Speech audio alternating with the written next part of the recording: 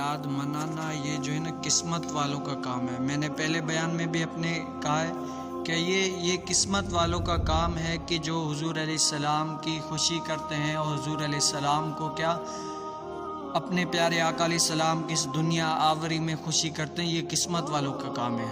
تذکرۃ الواعظین صفحہ نمبر 60 میں ایک بڑے عالم صاحب فرماتے ہیں کہ میں نے خواب میں پیارے آقا علیہ السلام کی زیارت کی۔ کیا کی؟ میں نے خواب میں اپنے پیارے آقا علیہ السلام کی خواب میں زیارت کی اور حضور علیہ السلام سے پوچھا کہ یا رسول اللہ، ہم آپ کی جو ہے نا کیا کرتے ہیں، ولادت کی خوشی مناتے ہیں، جھنڈے لگاتے ہیں، خوشیاں مناتے ہیں، محافل کرتے ہیں، اتنا یا رسول اللہ ہم خوش ہوتے ہیں، کیا آپ بھی ہم سے خوش ہوتے ہیں یا نہیں ہوتے ہیں؟ سنیے میرے آقا علیہ السلام نے کیا فرمایا کہ اے بندے، جو ہم سے خوش ہوتا ہے نا میں بھی اس سے خوش ہوتا ہوں۔ کیا؟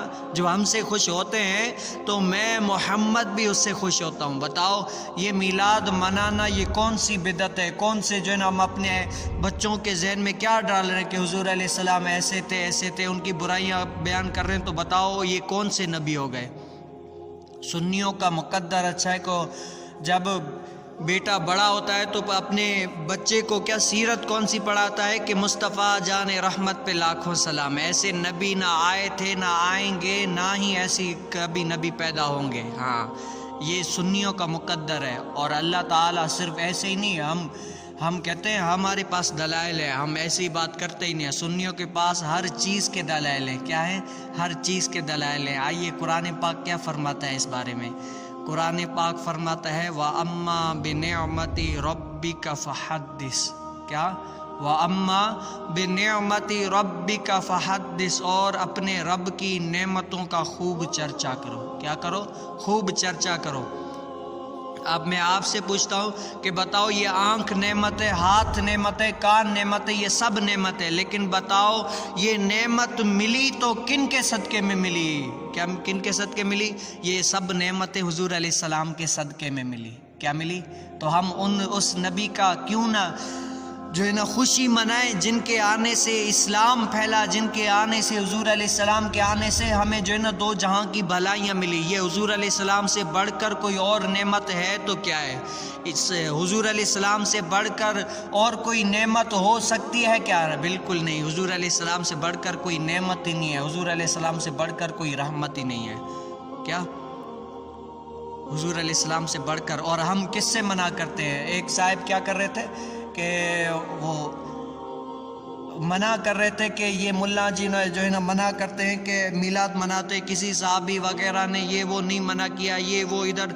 تو میں نے اس سے پوچھا اچھا تم لوگ جو جس بارے میں منع کر رہے ہو اس بارے میں شریعت نے کوئی حکم ہی نہیں کیا کہ اس کے بارے میں کوئی بات ہی نہیں کی، منع کا تو تصور ہی نہیں ہے، لیکن کیا ملا جی میں تمہیں بتاتا ہوں جو چیز شریعت نے منع کی ہے نا وہ تم کر رہے ہو۔ کیا؟ جو چیز شریعت نے منع کی ہے وہ تم کر رہے ہو۔ بڑا حیران ہوا کہ ہم کیا کر رہے ہیں۔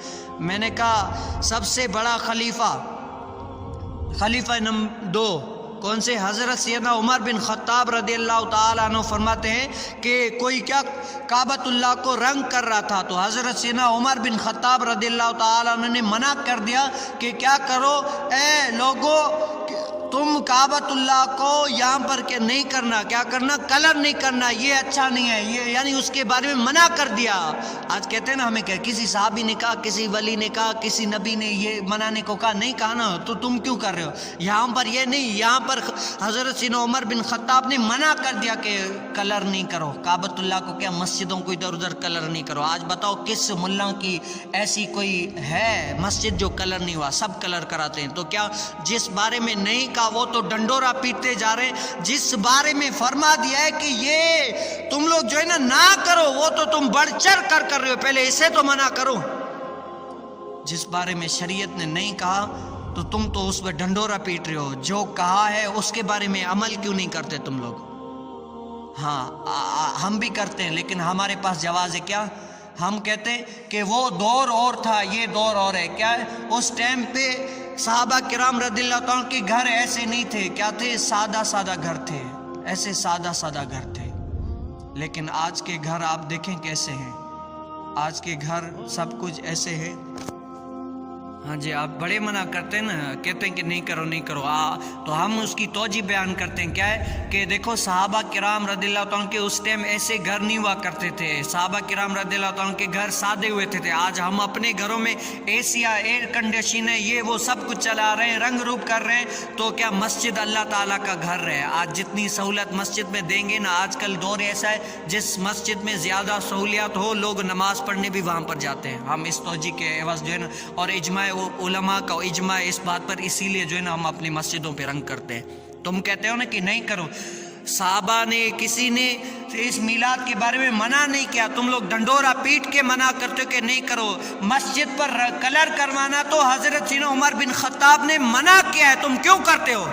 اور ایسی مثالیں کئی میں دے سکتا ہوں کہ تمہارے گھر میں بھی ایسی ہو رہی ہوں گی. ہاں، بدعت ایسی بدعتیں تم کئی کرتے ہو. تو ملا جی اپنے حال پر کرم کرو. اس نبی کا خوشی تم نہیں مناتے تو نہ مناؤ، لیکن ہمیں روکو تو نہیں. یہ تو قسمت والوں کی جو ہے نا، قسمت میں ہوتا ہے کہ ہر کوئی نہیں مناتا. جو حضور علیہ السلام سے محبت کرتے ہیں نا، وہی مناتے ہیں. کیا تو انشاءاللہ ہم نہ رکے ہیں نہ رکیں گے. انشاءاللہ تا قیامت تک، اپنے جب تک دم میں دم ہے نا، اپنے آقا علیہ السلام کا میلاد مناتے جائیں گے.